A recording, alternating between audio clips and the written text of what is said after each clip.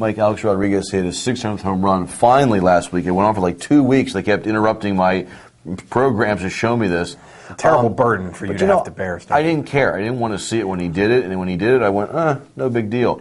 Is that because A-Rod sort of admitted to taking performance-enhancing drugs, or why didn't I care? I've been trying to figure out this myself. Well, yeah, I think it's mostly because he is admitted to taking performance-enhancing drugs. I think that America has processed this and moved on. That's why it's not a big deal. I don't think it's a big deal in the sense that people are terribly disgusted. I think sometimes the sports media tries to crank up that disgust in people and work them up into a lather about it. But I think people understand that the steroid era has sort of changed the calculus of this stuff forever and have gotten on with their lives. I think there is something to that, but it was just because the top home run hitters right now, the ones that have done these records lately, Manny Ramirez has got a lot of home runs, A-Rod, McGuire, because of what they've either admitted or what we speculate with Barry Bonds, it doesn't mean as much to me anymore. When Mike Schmidt hit his 500th and he's doing the rah-rah, that was exciting. There's no question that it doesn't mean it as much. Even A-Rod, we'll get to it doesn't mean as much, but even A-Rod, when he hit 600, maybe it's because it took him so long, he didn't get as excited. You watch when he hit his 500, how he was into it.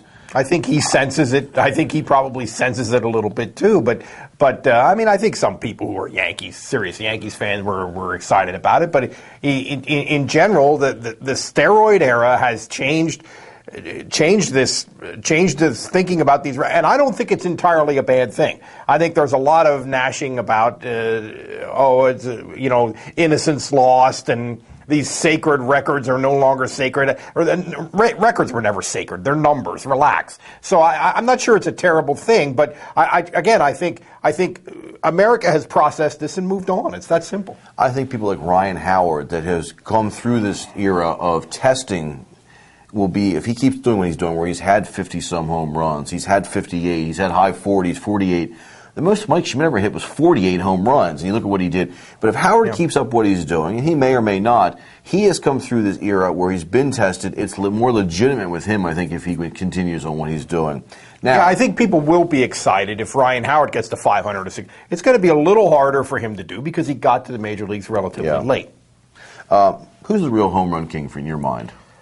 The real home run king in my mind is Babe Ruth. And the reason for that is that he was, in the context of his all statistics, all records, and this is something that I hope the steroid era taught people. I'm not sure it has. I think maybe the message is starting to sink in a little bit, which might be part of what we're talking about in this segment. But all of them have to be considered in context. And when you look at the dead ball era and you look at what Babe Ruth was doing compared to what everybody else was doing, to me, Babe Ruth is the greatest power hitter who ever lived. Now, we can get into an argument about he played before racial integration and his prime was 80 years ago and he wasn't as serious about conditioning. That's almost a separate thing. But if we're just talking about who's the greatest power hitter who ever lived, who's the real home run king, in context, to me, it's Babe Ruth. Interesting with Babe Ruth. The only thing he was putting in a substance that wasn't good were the hot dogs and the beers. Clearly not good, but not not like illegal. HGH and all that. I think it's Henry Aaron, okay?